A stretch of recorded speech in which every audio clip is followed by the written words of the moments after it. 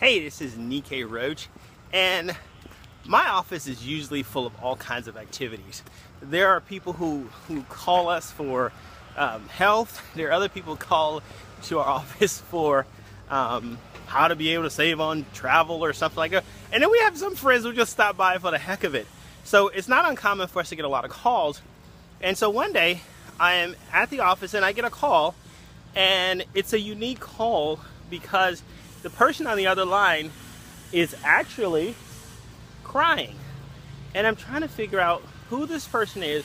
And they didn't really say anything. They're just kind of sniffling. You know, when people are upset, sometimes they don't just come right out. And so she starts to say, "Hey, Nikkei." And once she says, "Hey, Nikkei," I knew exactly who it is. She goes on to explain that it's one of those days. Her son's father, it's kind of one of those Romeo and Juliet stories. They start out, they love each other, you know, things happen, they produce a child, and there becomes conflict left and right.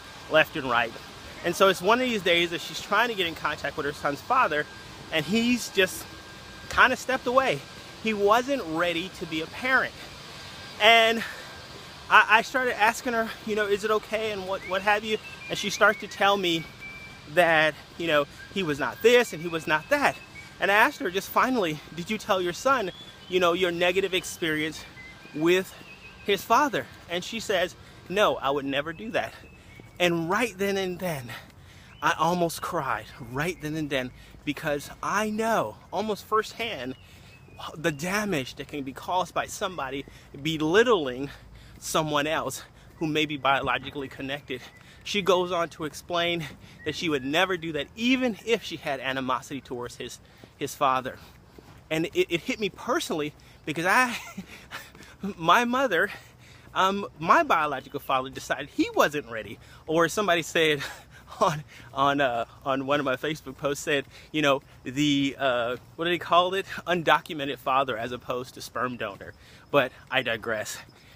Sometimes your first instinct is to just belittle somebody else. And that can be bad, especially if you're dealing with a child or even a business partner. Oftentimes you are being tested to see, are you ready to be promoted to the next level? Are you ready to grow your enterprise? Are you ready to be a powerful leader? And it's sometimes tempting to just go negatively to that case.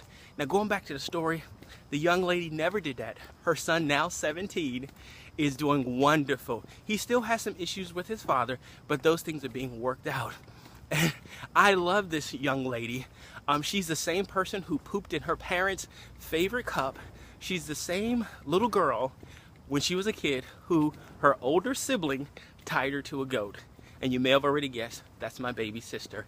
And I'm telling you, sometimes you have heroes and sometimes you have sheroes. And it was on this day she became one of my sheroes. So go out there, be the hero, be the shero, do the things that sometimes are uncomfortable, because the life you save may be your child.